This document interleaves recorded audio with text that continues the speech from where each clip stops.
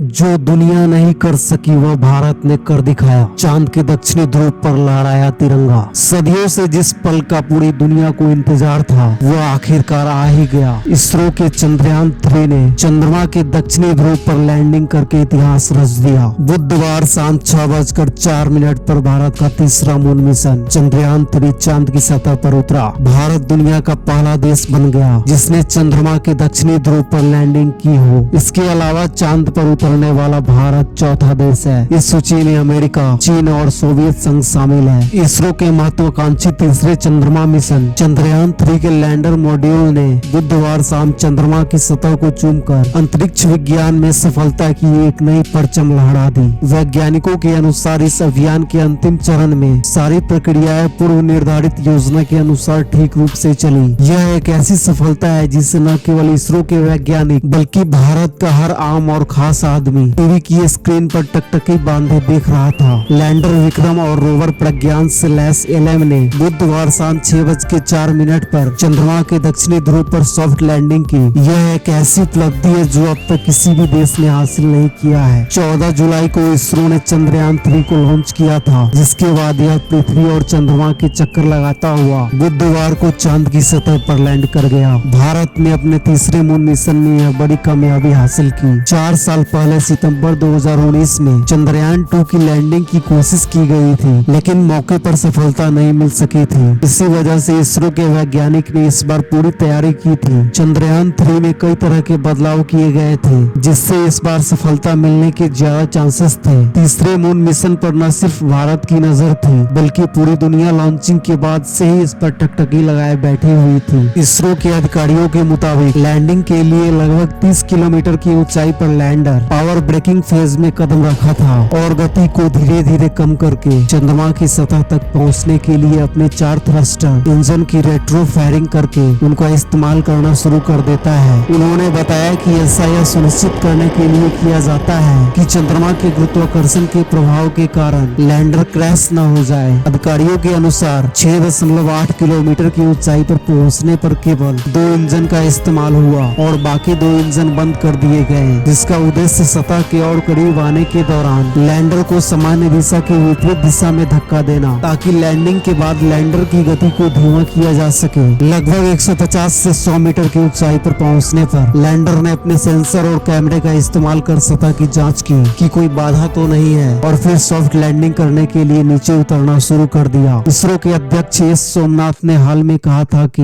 Lander की गति को 30 किलोमीटर की ऊंचाई से अंतिम लैंडिंग तक कम करने की प्रक्रिया और अंतरिक्ष यान को 36 से ऊर्ध्वाधर दिशा में पुनः निर्देशित करने की क्षमता लैंडिंग का सबसे महत्वपूर्ण हिस्सा होगी। इसरो के अनुसार चंद्रमा की सतह और आसपास के वातावरण का अध्ययन करने के लिए लैंडर और रोवर के पास एक चंद्र दिवस पृथ्वी से लगभग 14 दिन के बराबर का समय होगा। वैज्ञानिकों ने दोनों के एक और चंद्र दिवस तक सक्रिय रहने की संभावनाओं से इनकार नहीं किया है। वीडियो पसंद आई हो तो वीडियो को लाइक करें और ऐसे ही वीडियो के साथ जुड़े रहने के लिए हमारे चैनल को सब्सक्राइब कर लें। धन्यवाद।